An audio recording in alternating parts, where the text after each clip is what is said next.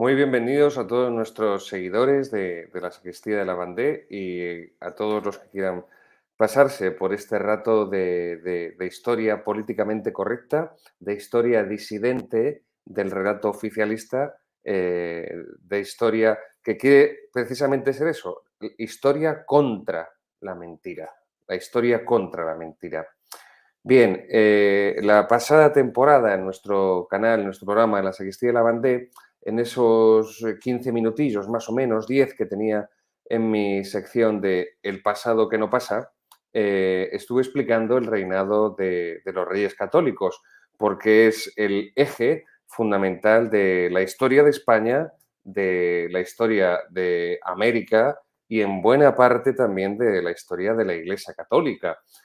Así que el pasado curso, la pasada temporada, voy a retomar el tema donde lo dejé, así de sencillo. Terminamos de explicar la guerra civil contra el hermanastro de Isabel la Católica, Enrique IV de Castilla, que vencen los reyes católicos, contra la supuesta aspirante al trono, Juana la Beltraneja, supuesta hija de Enrique IV de Castilla, supuesta. Y bien, vamos a avanzar en esa explicación del reinado de los reyes católicos porque, insisto, creo que es fundamental para comprender correctamente la historia de España, porque la historia de España anterior a los reyes católicos precisamente se condensa en los reyes católicos, en ellos se condensa toda la herencia grecorromana, toda la herencia visigoda, toda la herencia cristiana, toda la gran herencia del mundo antiguo y del mundo medieval, de la España romana y de la España visigoda. Y serán ellos precisamente y a partir de ellos los que nos ayuden a comprender lo que después sería el Imperio Español, que en realidad era la monarquía católica, la monarquía hispánica, así es como se la conocía popularmente y en todo el mundo, en toda la época. Designarlo como Imperio Español es un término que sobre todo surge a finales del siglo XIX, primeros del XX, pero siempre se le conoce así, la monarquía católica, la monarquía hispánica, la monarquía federativa y misionera. Esa era la monarquía de los reyes católicos, la monarquía federativa y misionera que continuó siéndolo también con los Austrias y que después se quebró con la dinastía borbónica. Pues bien, el reinado de los reyes católicos, por esto es precisamente el eje, e insisto, en este concepto, es el eje fundamental para comprender toda la historia de España, buena parte de la historia de Europa, de lo que entonces se denominaba desde la Edad Media la Christianitas Mayor, también explicaremos esto, para también comprender, como les decía, la historia de América, no ya solamente de Centroamérica, de Sudamérica, de Hispanoamérica o de Iberoamérica, incluyendo Brasil, sino también de Norteamérica, de toda Hispanoamérica, porque fue gracias a los Reyes Católicos como se descubre América y cómo se empieza a civilizar, a evangelizar, a colonizar, a conquistar toda América. Y también por todas las repercusiones que tiene los reyes católicos y a partir de ellos, a partir de su reinado posteriormente, en la historia de la Iglesia Católica y en el devenir de la Iglesia Católica y de los pueblos y sociedades católicos de todo el mundo. Pues por todos estos factores y otros tantos más, por eso considero que es tan importante el reinado de Isabel de Castilla y de Fernando de Aragón y por eso comencé la temporada pasada a explicar este reinado, que dicho sea de paso, y como ustedes ya saben perfectamente, pero siempre viene bien recordarlo, la leyenda negra anti-española y por extensión anticatólica, pues donde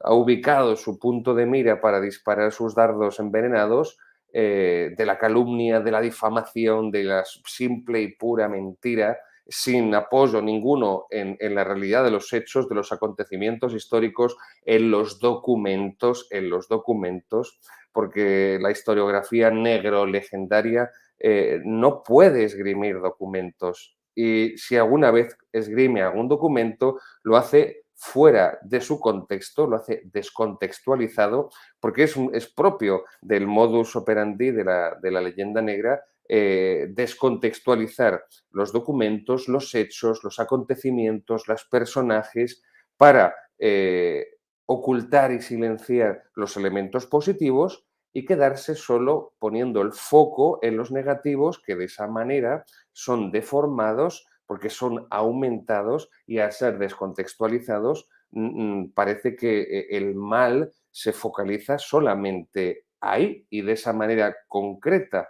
y exacta. Muy bien.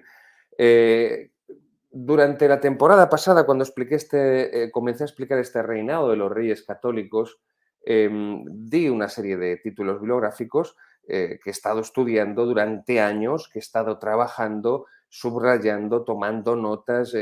Bien, como esto ya es otro formato, lo que tienen ustedes ante sus ojos o ante sus oídos, depende de cómo me estén escuchando. Pues bien, ante este nuevo formato sí que voy a volver a incidir y a repetir en la bibliografía fundamental, que es la que he utilizado, y que también en distintos programas posteriores seguiré utilizando, seguiré utilizando. Bien, en primer lugar, mi segundo libro, Verdades y mitos de la Iglesia Católica, la historia contra la mentira, editorial Actas. Verdades y mitos de la Iglesia Católica, la historia contra la mentira, editorial Actas. En esta obra dedico el segundo capítulo a lo que va a ser esta serie de entregas en las que voy a estar explicando ahora las instituciones fundamentales de la monarquía hispánica del reinado de Isabel y Fernando. Y es la Inquisición, sin duda alguna, el gran elemento propagandístico de la leyenda negra por antonomasia desde hace siglos. Pues bien, en este segundo capítulo dedicado a la Inquisición en Verdades y mitos de la Iglesia Católica, editorial Actas, al final de ese capítulo, como hago con los otros 4 capítulos restantes, hago un comentario de la bibliografía fundamental con la que he estado trabajando. Y si en este capítulo de Inquisición, el segundo, pues comento alrededor, si no recuerdo mal, estoy quitando de memoria, 17 obras que he estado trabajando, las que he estado investigando y que ese capítulo segundo de la Inquisición es fruto de esa síntesis de lecturas, evidentemente, de historiadores serios, de historiadores competentes y de historiadores con un prestigio, no con el primer espontáneo que publica un libro sin base documental ninguna y sin criterio metodológico, científico, a nivel histórico, ninguno, no. Bien, pero de toda esa bibliografía, de esos 17, especialmente para este programa de hoy y para las entregas posteriores sobre la Inquisición, porque ya les digo que la Inquisición nos va a llevar varias entregas. Yo calculo que mínimo 3, 4 sí que nos puede llevar perfectamente. Pues sí que quiero no solo ya recomendarles, sino también aprovechar para informarles. Ustedes tienen derecho a saber cuáles son mis fuentes bibliográficas, en qué obras fundamento pues todo lo que aquí voy a ir exponiendo. En primer lugar, sin duda alguna, el mayor especialista sobre Isabel la Católica y sobre el reinado de los reyes católicos, el gran especialista por antonomasia, el gran historiador de un conocimiento erudito indiscutible acerca de los reyes católicos, de su reinado, es Luis Suárez Fernández, catedrático de Historia Medieval. Y en su obra es en la que me he basado principalmente. Lo hice para mi libro, Verdades y mitos de la Iglesia Católica, ese capítulo segundo de la Inquisición, y en estas me he basado cuando empecé estas exposiciones la temporada pasada, la Sacristía y la Bandé, en ese espacio que tenía limitado y que ahora puedo hacerlo de forma más extensa, y son las que voy a seguir utilizando y voy a seguir desarrollando en estas entregas sucesivas sobre los reyes católicos y en concreto, insisto, ahora iremos viendo en programas sucesivos las instituciones claves en las que ellos fundamentaron su reinado y principalmente una de ellas, de las más importantes, no se puede decir que todas, que sea la más importante, la Inquisición, como si fuera algo así como la gran apuesta de los reyes católicos, sino que precisamente el acierto del reinado de los reyes católicos es que una serie de instituciones que ellos comienzan, que ellos fundan o que ellos renuevan, rehacen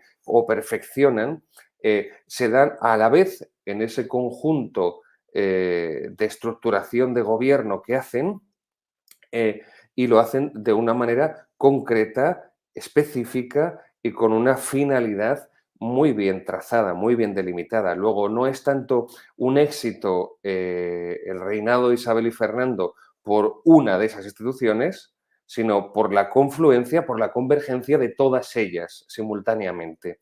Pues bien, esta obra de Luis Suárez, especialmente el volumen de estos 5, se titula Los Reyes Católicos. Los Reyes Católicos son 5 volúmenes de la editorial Rialp, esto no lo he dicho, están descatalogados desde hace mucho tiempo, y dudo mucho que Rialp con...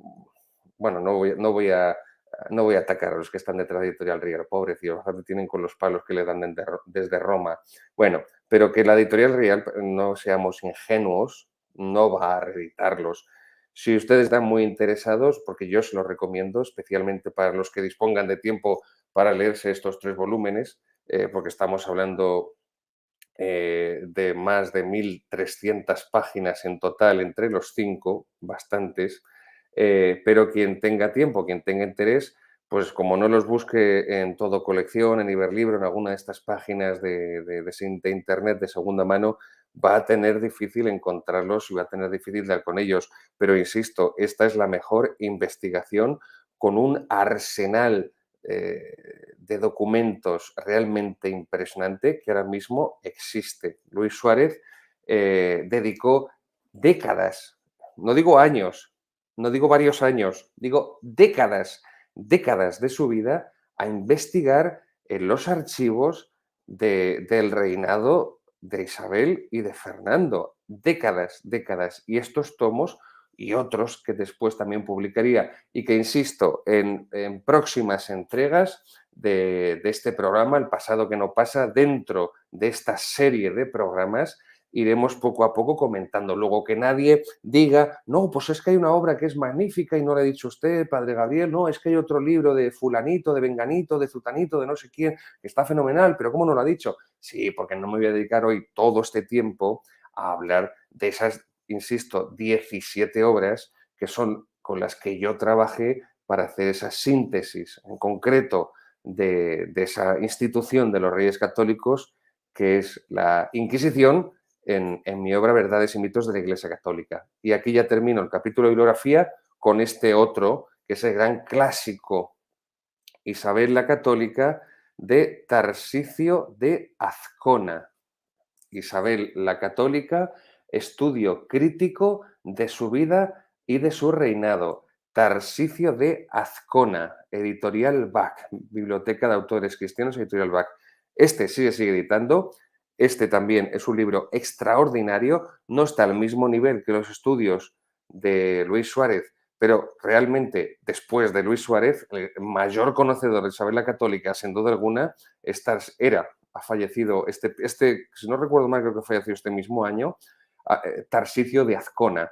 Y este libro se lo pueden adquirir, se sigue reeditando, lo pueden pedir en su librería, lo pueden encontrar en Amazon. No he mirado si hay versión Kindle, pero no me extrañaría, tal vez que la hubiera. Se pueden hacer con este libro perfectamente. Nos encontramos ante un volumen de 1.000 páginas, un volumen de 1.000 páginas, pero que realmente es un volumen de investigación y es un volumen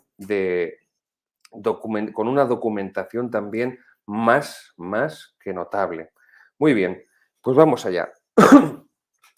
La fundación de la Inquisición. Vamos a empezar con la fundación de la Inquisición. Y quiero hacer otra acotación. Vamos a ver. Esta serie de programas, insisto, porque tenemos que ubicarnos. Si no nos ubicamos, estamos perdidos y no sabemos a qué estamos atendiendo y qué estamos escuchando. Esta serie de programas son continuación de la exposición del reinado de los Reyes Católicos. Es decir, voy a tratar la cuestión, la historia de la Inquisición dentro del reinado de los Reyes Católicos, pero no dentro de, no toda la historia de la Inquisición de sus 3 siglos que abarcan muchos reinados, incluso distintas dinastías, porque también funciona con los Borbones, no solamente con los Reyes Católicos, los Habsburgos, sino que continuará hasta 1834. Estamos hablando de 356 años de Inquisición española, 356, desde su fundación con los Reyes Católicos hasta la desaparición en 1834 por obra y gracia de, por supuesto, de los liberales, aunque fue suprimida también por las Cortes de Cádiz en 1812, pero bueno, no vamos a meternos en estos vericuetos. Entonces, que quede bien claro que vamos a tratar de la Inquisición dentro del reinado de los Reyes Católicos y no de toda la historia de la Inquisición. Eso lo dejaremos para otras entregas de otras series, porque no podemos tampoco presentar una historia fragmentada, porque claro, entonces el oyente, el espectador, el seguidor, pues no acaba teniendo una idea confusa que no es capaz de ubicar exactamente. Así que vamos adelante. Los Reyes Católicos son los que fundan la Inquisición y esto forma parte del plan que tienen de proyección de la unidad nacional, de la homogeneidad social, porque sin homogeneidad social no hay unidad nacional. Esto del multiculturalismo es un fracaso absoluto y rotundo y se está demostrando perfectamente, incluso en un país tan multicultural como Estados Unidos se ve perfectamente, y por más ideología que desde la más tierna infancia en las aulas se suministre a los niños, pues no funciona. Entonces los Reyes Católicos que aspiran a la unidad de los distintos reinos peninsulares, a la monarquía unificada, pero insisto, federativa, no la centralista de los Borbones, fruto también de la ideología ilustrada. Bien, pues lo que los Reyes Católicos se proponen con la fundación de la Inquisición es esa unidad nacional, porque evidentemente la mayor unidad es la unidad de la fe, la unidad espiritual, la unidad de espíritu. Sin esa no existe unidad nacional. Y esto se ve también perfectamente en la actualidad en España. Al perderse la unidad católica de España, al ser destruida la unidad católica de España, pues la unidad entre los españoles ya no existe. No existe prácticamente la unidad de la lengua, en Vascongadas, en Cataluña, en la Galicia del Partido Popular, en Valencia también en gran medida gracias al Partido Popular y en otros tantos lugares que van camino de ello. Por supuesto, también está ocurriendo en Navarra, en Aragón. Bueno, la rota, la unidad religiosa, la unidad católica, la unidad de la fe, que es la que fundamenta la unidad de España, lo demás cae por su propio peso más tarde o más temprano. Los Reyes Católicos tienen muy claro esto y saben que tienen que asentar la unidad de los reinos sobre la unidad de la fe. Luego, su intención está cuando fundan la Inquisición, esa protección de la fe católica, que es la fe mayoritaria de la mayor parte del pueblo, porque quieren proteger a sus súbditos y quieren proteger la fe, la cultura, las tradiciones, todo el ecosistema de su pueblo y también gracias a eso proyectarlo, porque acuérdense de lo que dice Julio César en la Guerra de las Galias, ¿no? Divide et impera, divide et imperas. Bien, divide y vencerás, porque la unión hace la fuerza, la unión hace la fuerza. Los reyes católicos saben perfectamente, además, que el reino visigodo, eso lo tienen muy claro, y durante los 8 siglos de reconquista en los reinos cristianos es una lección que se esfuerzan por no olvidar. Eso no significa que luego en la práctica esto lo pongan por obra, pero bueno, al menos la lección se mantuvo, que en gran medida el reino visigodo cayó por su fragmentación. por su división interna, especialmente respecto a las élites, con la invasión musulmana del año 711. Los reyes católicos tienen esto muy claro cuando fundan el Tribunal de la Inquisición. Lo tienen perfectamente claro. Proyección de la fe, protección del pueblo. ¿Por qué? Porque son la monarquía católica, son la monarquía hispánica. ¿Qué quiere decir esto? Que su pueblo, sus súbditos, es un pueblo cristiano, es el pueblo de Dios, esto que tanto les gusta a los progres decir, no, el pueblo de Dios, porque esto de pueblo como suena muy de izquierdas, ¿no? Y como hoy en día, ya hace décadas que hasta la propia derecha se hizo socialista, pero tampoco vamos a entrar ahí, aunque esto daría para muchos chistes y comentarios jocosos basados en la realidad de tantos personajes y declaraciones de la derecha. Pues bien, el pueblo español es un pueblo cristiano, es el pueblo de Dios.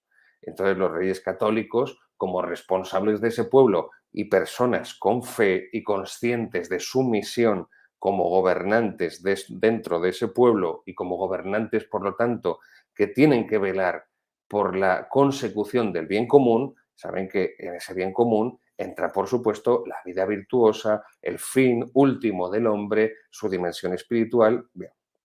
Así que estos serán prácticamente los ejes que muevan toda la obra legislativa, toda la obra legislativa de los Reyes Católicos de cara a la institución del Tribunal de la Santa Inquisición. Bien, podríamos también, antes de pasar al siguiente punto, podríamos también recordar que fue el rey Recaredo en el tercer concilio de Toledo, el año 589, quien logra la unidad católica de España. La unidad católica de España se logra con el tercer concilio de Toledo. Retengan estos datos porque no se trata de acumular datos como el que colecciona cromos o como el que colecciona, pues no sé, estampitas o yo qué sé. No, se trata de que una serie de datos que si somos capaces de memorizarlos, nos ayudan mentalmente a hacer un esquema histórico lo más lineal posible para comprender el desarrollo de los hechos y de los personajes de la historia. Sin eso, pues es muy difícil que se pueda ubicar estos personajes, estos hechos, estos movimientos de ideas, y entonces tenemos un conocimiento muy fragmentario, muy disperso y muy deslavazado de la realidad histórica. Esto es lo que los reyes católicos se proponen y lo tienen muy claro. Hay que volver a la unidad católica del reino visigodo. Hay que acabar de restaurar la unidad católica del reino visigodo. Eso implicará también expulsar a los moros, acabar con el último reino maometano, sarraceno, que es el reino de Granada. Pero eso también lo veremos más adelante cuando acabemos estas entregas correspondientes a la institución de la Santa Inquisición y pasemos a otro de los episodios más fundamentales del reinado de Isabel y de Fernando, que es la reconquista de Granada y el fin de la reconquista. Bien.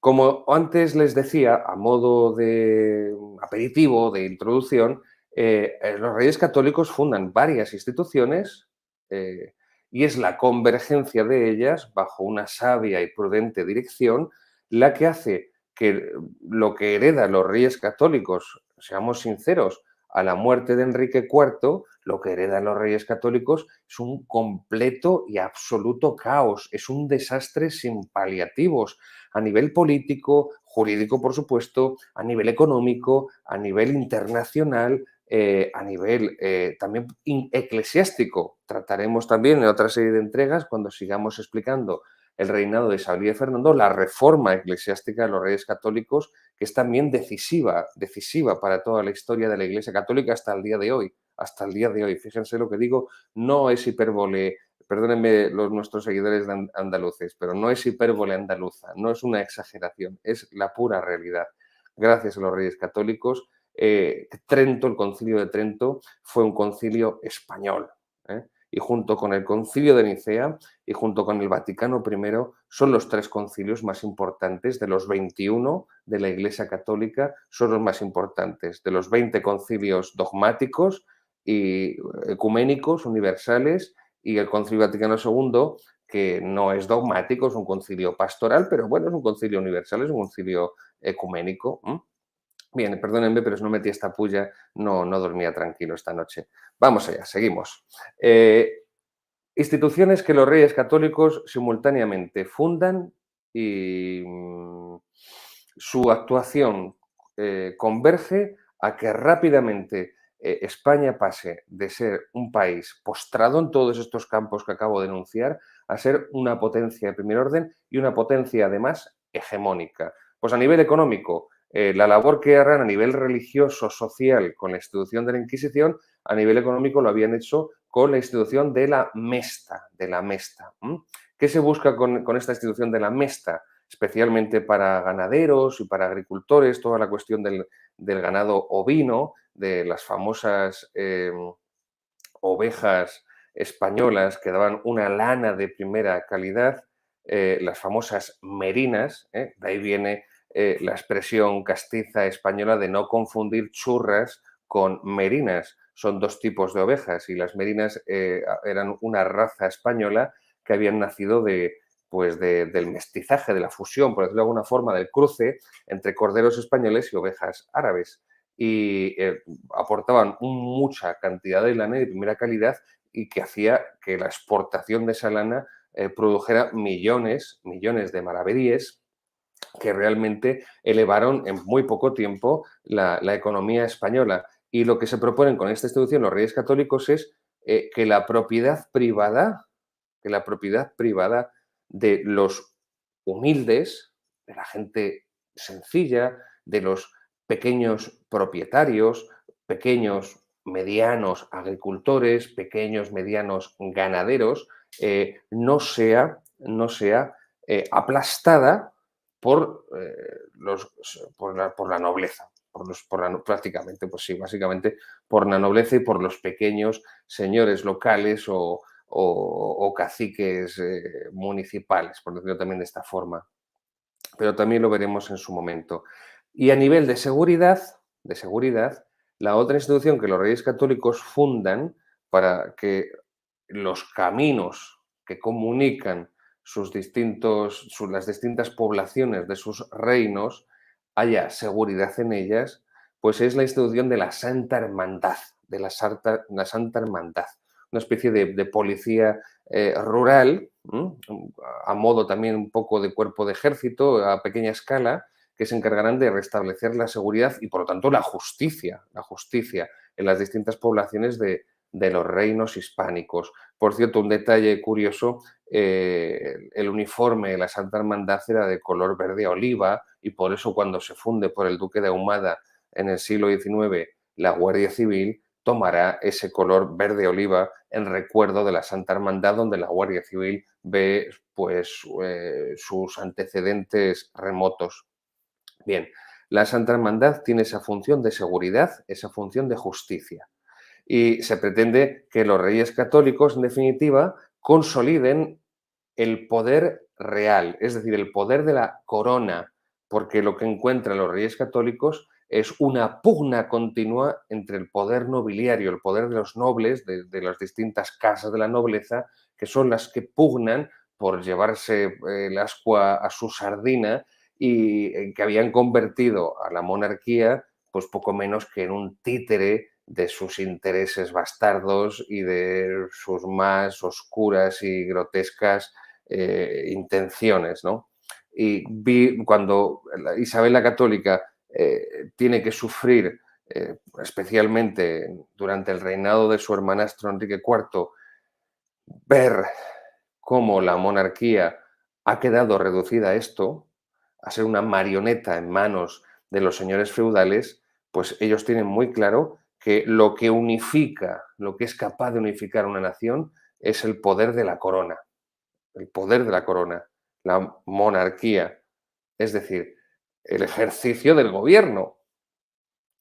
Y estas instituciones, de la Mesta, a nivel económico, a nivel de justicia y de seguridad, la institución de la Santa Hermandad, a nivel religioso, social, la institución de la Inquisición, a lo que tienden es a esta unificación en el poder, insisto, de la monarquía, de la corona, porque el poder nobiliario, el poder de los distintos nobles que están continuamente peleándose entre ellos, a lo que lleva es a la fragmentación, a lo que lleva es, bueno, lo que estamos viendo en España, si no es muy distinto, lo que fueron los reinos de taifas con los moros, señores locales que ejercen un poder despótico y que es un poder fragmentario y fragmentador y por lo tanto, destructor de la unidad de la nación.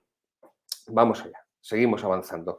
Segundo punto, el primer inquisidor general. El primer inquisidor general, bueno, pues es el personaje con el que tanto se ha cebado la leyenda negra, mostrándole como una especie de encarnación previa de lo que después sería Hitler, el mal metafísico, el mal absoluto sin mezcla de bien alguno, ¿no? Pues Tomás de Torquemada fue un fraile dominico, un hombre de una gran cultura, un hombre de una gran observancia religiosa, un hombre de un gran equilibrio psicológico y un hombre de profunda religiosidad y que vivió una vida religiosa dentro de la orden dominica, realmente en muchos casos ejemplar. Y esto no se lo dice Gabriel Calvo Zarraute, esto es lo que los documentos que han llegado hasta nosotros y que recogen todos estos autores que han investigado en dichos documentos, han legado a la posteridad. Bien, pues el primer inquisidor general, Tomás de Torquemada, fraile dominico, recibe el nombramiento definitivo como inquisidor general responsable de las distintas inquisiciones locales de los reinos de la monarquía católica, de la monarquía hispánica, recibe ese nombramiento de inquisidor general en 1486. 1486. Y entre 1477, 1477 y 1490, algunos autores hablan de 1478, 1480. Bien, pues durante estos 13 años, progresivamente es cuando se irá realizando la fundación y el establecimiento de la Inquisición, aunque normalmente hay un consenso de los distintos historiadores para situarla en 1480 como la fundación oficial de la Inquisición española, porque es cuando comienzan las indagaciones, las investigaciones de los primeros inquisidores, perdón, que por cierto, no lo he dicho. Inquisición viene del latín, inquisitio, inquisitionis, de la tercera declinación, y significa investigación, investigación. Lo que se propone la Inquisición es investigar, no se propone exterminar. Ojo, no se propone exterminar, sino investigar. Lo que ha intentado la leyenda negra, y se puede decir que lo ha conseguido prácticamente con un éxito arrollador, es equiparar la Inquisición a lo que después serían, por ejemplo, la temida Gestapo. No dicen nada del KGB soviético porque en el fondo tienen una admiración, un cariño cordial hacia el comunismo y hacia el comunismo en general y hacia la Unión Soviética, por lo tanto, en particular como ejemplo iluminador, Mm, No era esto la Inquisición. Si alguno tiene un poco de curiosidad, lo que fue el GAL en época de Felipe González, porque esto está claro, la relación de Felipe González con el GAL como grupo mafioso que recibía fondos públicos del gobierno socialista de Felipe González para matar a terroristas etarras, pero que mataron a los que no tenían que matar porque se equivocaron. No era esto la Inquisición, no se puede poner al mismo nivel. Luego, esta institución nace, como su propio nombre indica, con un fin de investigación, de investigación. Aunque los inquisidores se instalaron en las distintas provincias junto a los corregidores. El corregidor es otra figura que los reyes católicos instituyen y que vendría a ser como el representante de la corona en los distintos municipios, las distintas poblaciones, para que la corona tenga un cuerpo de funcionarios, un cuerpo de funcionarios de completa fiabilidad, tanto por su formación intelectual como por su competencia, como por su, evidentemente, fidelidad, para que puedan tener una información puntual de cada uno de los de cada una de las poblaciones de sus reinos, gracias a esta figura del corregidor. Y los inquisidores pues se instalan junto a los corregidores y también eh, se instalan junto a los recientemente nombrados jueces de esa institución de la Mesta, que antes les he dicho que velaría por el campo español, por los ganados españoles y también, en cierto modo, por los cultivos españoles, porque esas ovejas, como antes les decía, pues tienen que pastar en una serie de lugares que también aprovechan para abonar y dependiendo del verano y del invierno, pues en verano pastan en el norte y en invierno pastan en el sur.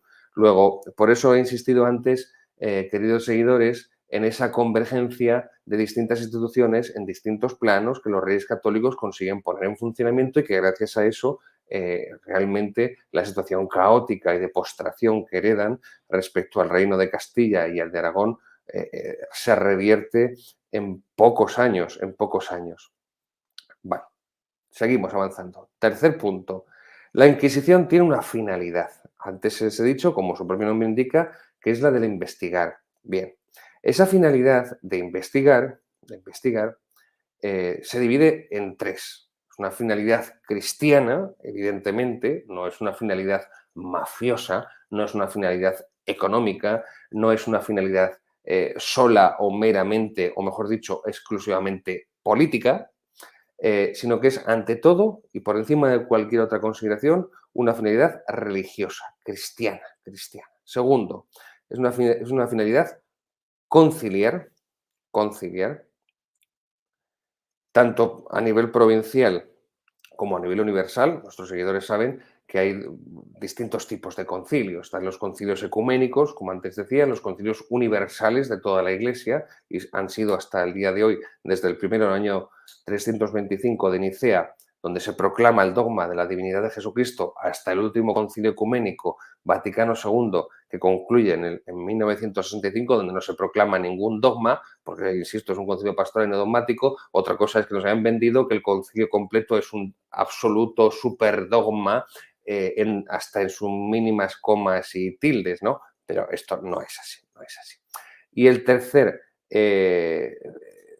la tercera característica de esa finalidad de la Inquisición es la patrística, que esto se ha silenciado además sistemáticamente, porque la Nouvelle Théologie, la teología nueva, que es la que se apodera de la Iglesia, especialmente desde el Vaticano II, la que se hace con toda la estructura de ideas de la Iglesia Católica, de tal modo que hoy el episcopado mundial en 99% y otro tanto se podría decir del clero y de tantos religiosos tienen ideas de la Nouvelle Théologie y todos los cambios que hemos visto pues vienen influenciados por el modernismo, como muy bien dijo el teólogo tomista Garrigou Lagrange, por ese modernismo que es el eje vertebral y el principal motor de la teología nueva, de la Nouvelle Théologie. ¿Por qué digo esto? ¿Y qué tiene que ver esto con la Inquisición?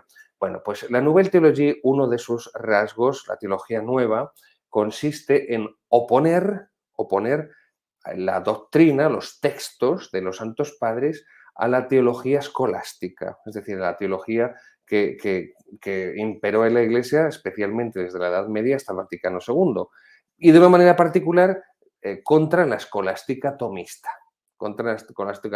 que es la más perfeccionada, la más profunda y la que expresa de mejor manera todo el dogma y la moral católica. Muy bien. Pero claro, estos tipos de la Nouvelle Théologie, que son muy modernistas, muy liberales, muy progres y que son los que gobiernan en la Iglesia desde hace décadas y cada vez más y cada vez peor, por cierto, pues claro, como uno de los rasgos de su teología, aunque a veces me preferiría hasta decir ideología, sea esa oposición entre santos padres y especialmente teología tomista o teología escolástica en general, pues claro, las afirmaciones que hacen los santos padres, que tienen muy poco de modernas, y tienen muy poco de liberales y de progresistas, pues hay que silenciarlas, ¿no? Pero es que los santos padres tienen sentencias que son muy políticamente incorrectas para esta Iglesia de Vaticano II y solamente pueden silenciar esos textos patrísticos.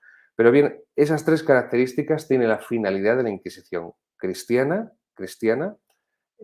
segunda, conciliar, expresada tanto en concilios provinciales como universales, ecuménicos, y tercera, patrística. Seguimos avanzando. Este tribunal de la Inquisición fue confirmado por el Papa Sixto IV como así nace, como una institución antijudaizante. Ojo, es muy importante la terminología, si no caemos en engaños. No antijudía, no es una institución antisemita, es decir, que persiga al judío por el mero hecho de ser judío, entre otras cosas porque la Inquisición no perseguía a judíos, solo perseguía a fieles cristianos, claro, fieles cristianos que judaizaban, es decir, que vivían falsamente su fe cristiana. Luego, la institución de la Inquisición es antijudaizante, no antijudía, no es lo mismo, no es lo mismo.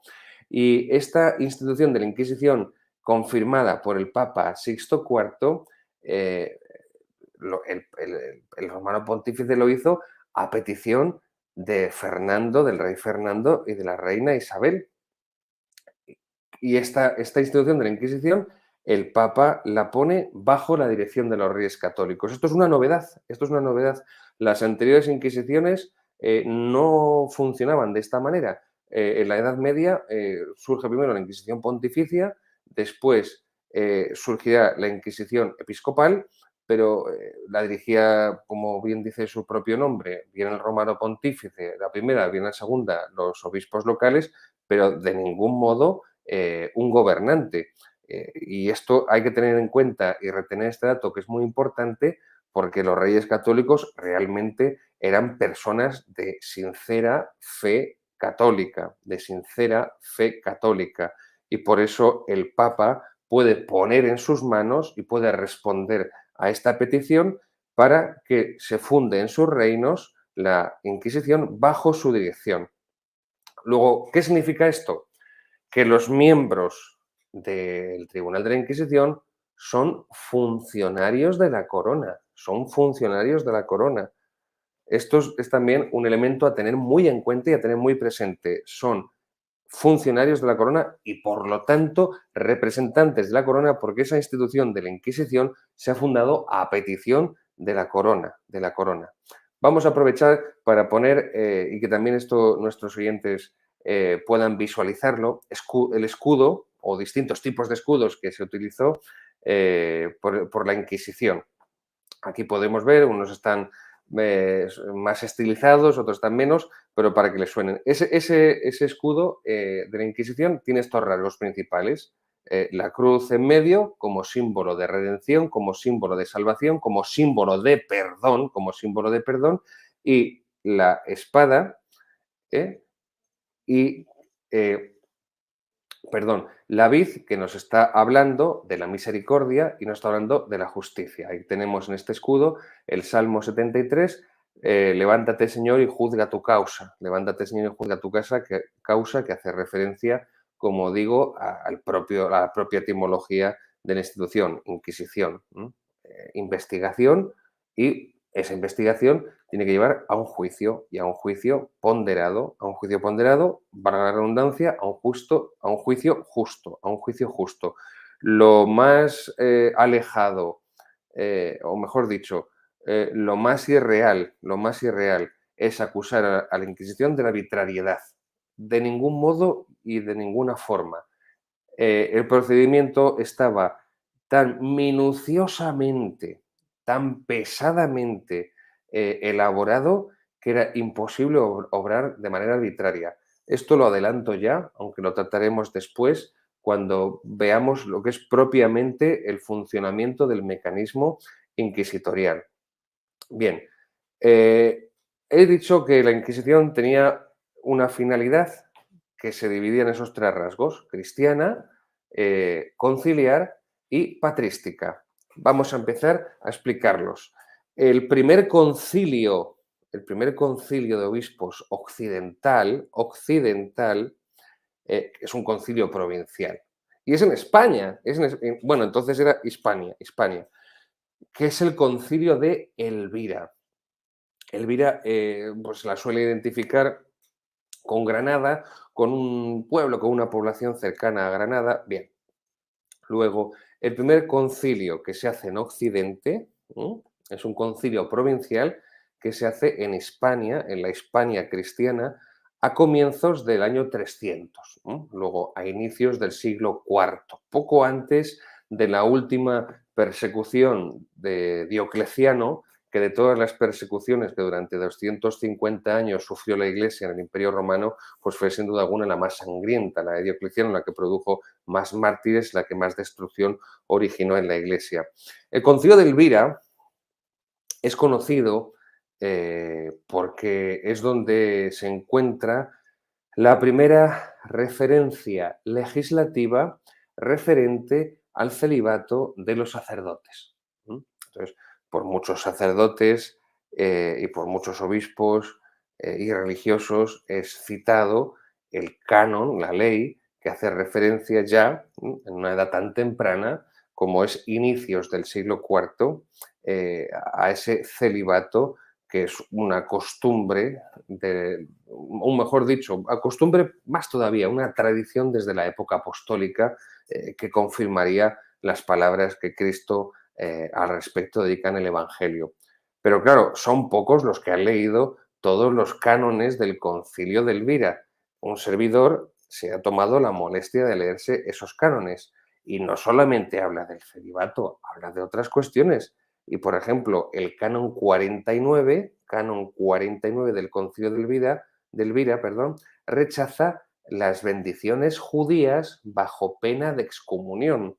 El Concilio de Elvira tiene muy claro que la proximidad con el judío, con los judíos, con el judaísmo, es dañina para la fe del pueblo. Ojo, esto lo dice el Concilio de Elvira, el primer concilio occidental, aunque sea provincial, del que se tiene registro documental. Y esto no es una desviación local, no es una peculiaridad que se hiciera en España y que no lo conociera la Iglesia Universal. Muchos padres de la Iglesia sostenían lo mismo, porque esto es lo que dice San Pablo en definitiva en la primera carta a los Corintios, que aquellos que están deliberadamente abrazando el pecado de una forma manifiesta y pública, pues hay que apartarse de ellos. San Ireneo, San Ireneo de León, sostiene lo mismo en su Adversus Hereses. Esto, sobre todo en cierta universidad de la que no quiero dar más referencias, que está en el centro de España, es que me ha dicho el padre Francisco que tengo que ser menos agresivo, entonces estoy intentando pues no ser más conciliador, así que por eso evito nombrar. Pues bien, San Ireneo, que le tienen allí pues como un personaje más importante que Jesucristo, nuestro Señor, el Verbo encarnado, el Hijo de Dios, pues a Ireneo en su escrito famoso, que no sé hasta qué punto han leído muchos eclesiásticos, con Mitra incluidos, muchos de ellos, Adversus Hereses, sostiene la misma posición antijudaizante. Antijudaizante. San Justino, del siglo II, primer filósofo de la Iglesia Católica, sostiene lo mismo. San Agustín, San Juan Crisóstomo, después Santo Tomás de Aquino, que hablará incluso de que es completamente legítimo acabar con la vida del hereje impenitente que siembra la discordia y la desunión social. La Suma Teológica habla de esto, Santo Tomás, ya lo explicaremos más adelante, pues piensan completamente lo mismo. Es decir, en toda la cristiandad, de un territorio al otro, todos compartieron el mismo proceder, ¿eh? Hoy en día, ninguno de ellos sería santo. Con la corrección política y la disolución de la fe, con la protestantización de la Iglesia Católica, con el complejo de inferioridad, con el servilismo de la Iglesia contemporánea hacia el mundo moderno y posmoderno, pues si a Isabel la Católica le han rechazado ser declarada como merece en justicia, primero beatificada y después canonizada, se lo han negado porque se la acusa de expulsar a los judíos de España y de fundar la Inquisición. Si San Justino, filósofo y mártir del siglo II, no hubiera sido ya canonizado antes de Vaticano II, no sería canonizado ahora debido a sus posiciones antijudaizantes. Y lo mismo digo de San Ireneo, que por cierto es doctor de la Iglesia, y lo mismo digo de San Agustín, también doctor de la Iglesia, y lo mismo digo de San Juan Crisóstomo, también doctor de la Iglesia, y lo mismo se podría decir de San Bernardo, también doctor de la Iglesia, que predicó la Segunda Cruzada y redactó la regla de vida de los templarios. Bueno, son los santos políticamente correctos que ya evidentemente la Iglesia no puede descanonizar, pero como desde la Vaticano II la Iglesia sigue un desviacionismo totalmente opuesto a lo que vivió San Ireneo y a lo que predicó San Justino, San Agustín, San Juan Crisóstomo, Santo Tomás de Aquino, San Bernardo y toda la tradición católica, apostólica y romana, bueno, vamos a intentar silenciarlos. Pero lo que quiero que quede claro es que es una opinión mayoritaria de los padres de la Iglesia, bueno, más que una opinión, es una afirmación, una certeza que sostienen. Y hasta el punto de que uno de los padres conciliares de los obispos que participarán en ese concilio provincial de Elvira, donde se pone el dedo en la llaga con ese peligro de judaización y con ese rechazo del judaísmo, fue Osio.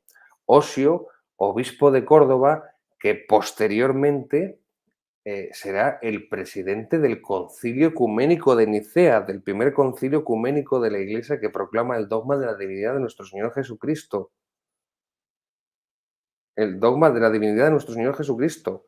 Luego, no era tampoco una reunión de obispos, el concilio de Elvira, que quedaron para tomarse un café y charlar de que tenían goteras en el tejado de su iglesia, de su catedral.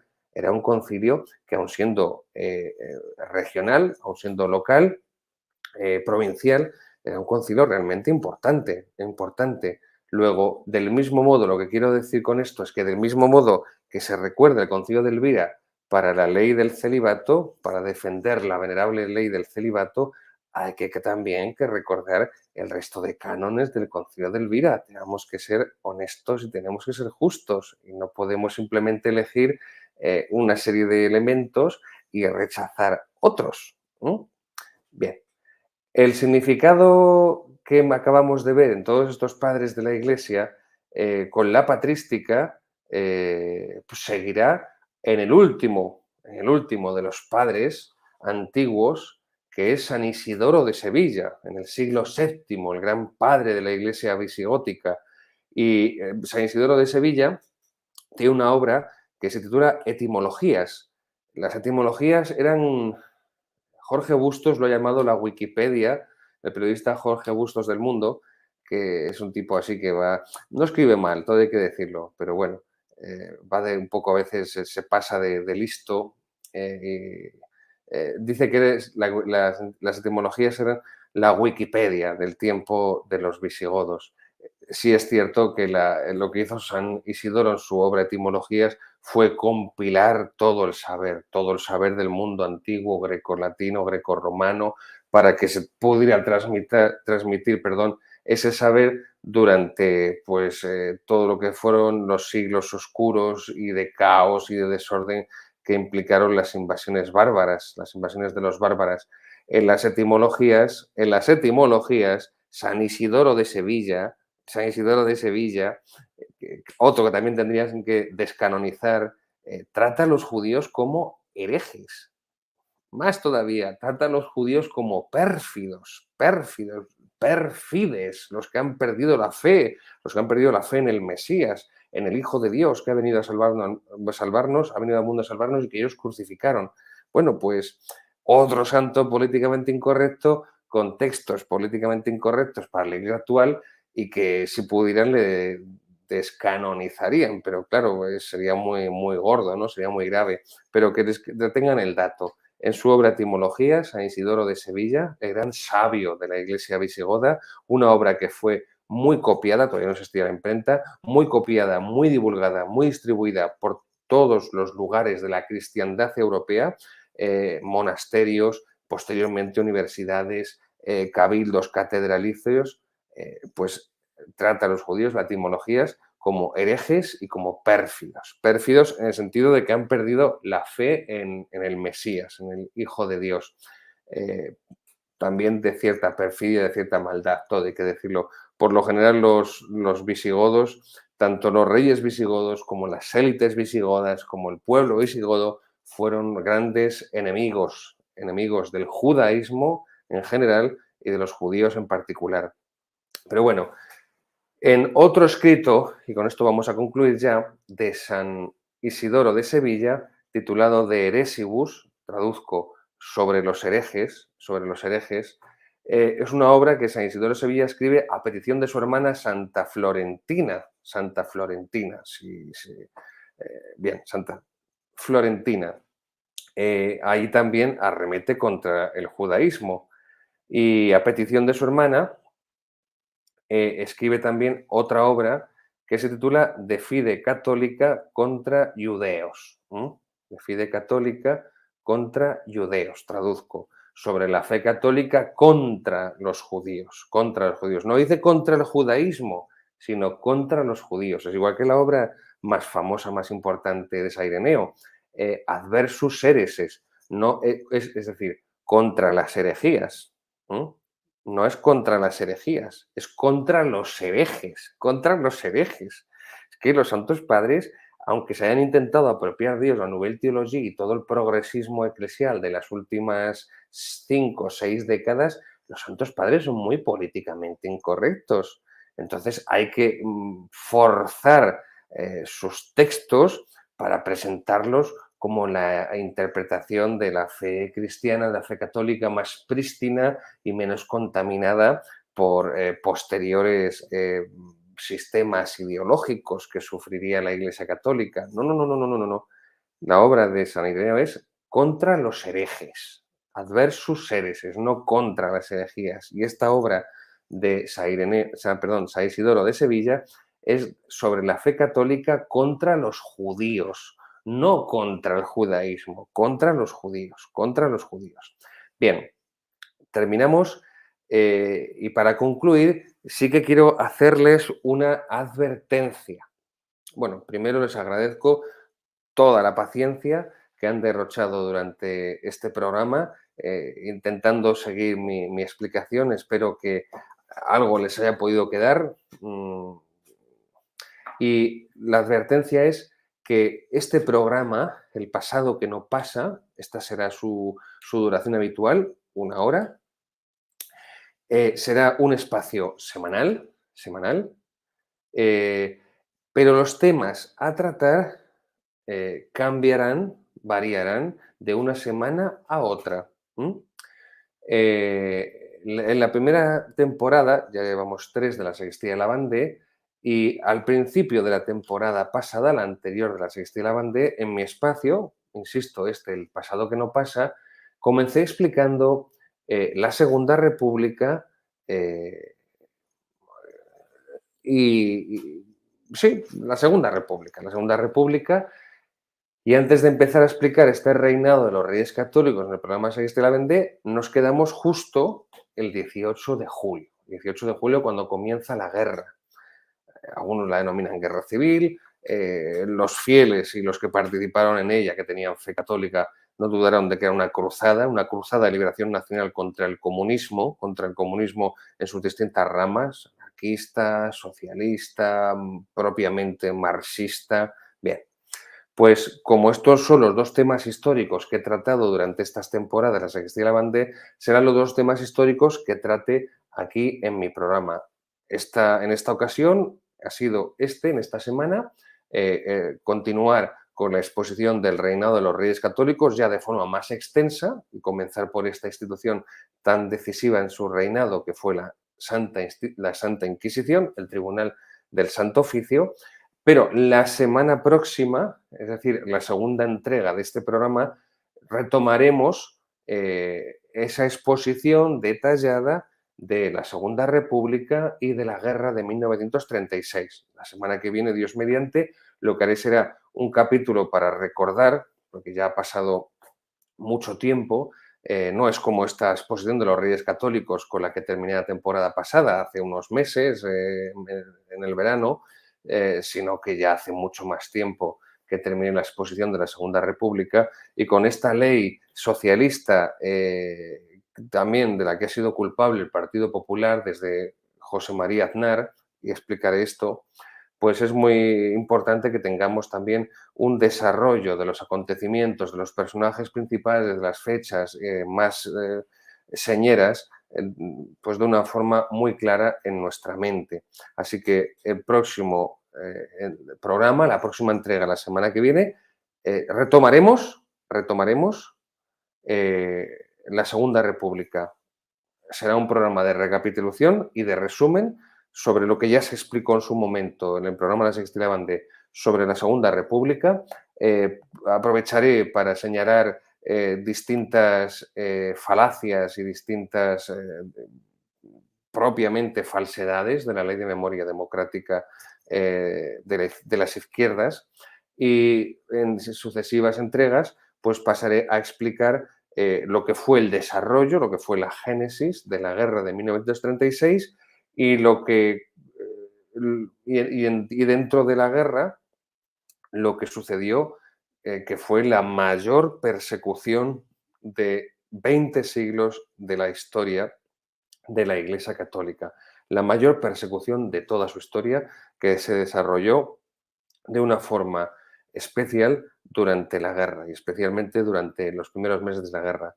Así que, queridos seguidores, muchas gracias por su interés, muchas gracias por su atención, muchas gracias porque hacen posible que podamos formar un frente unido, un frente común en defensa de la fe que recibimos gracias a nuestros padres, gracias a nuestros antepasados y para todos los seguidores del mundo hispánico, esa fe se la debemos de una forma muy especial al reinado de los Reyes Católicos.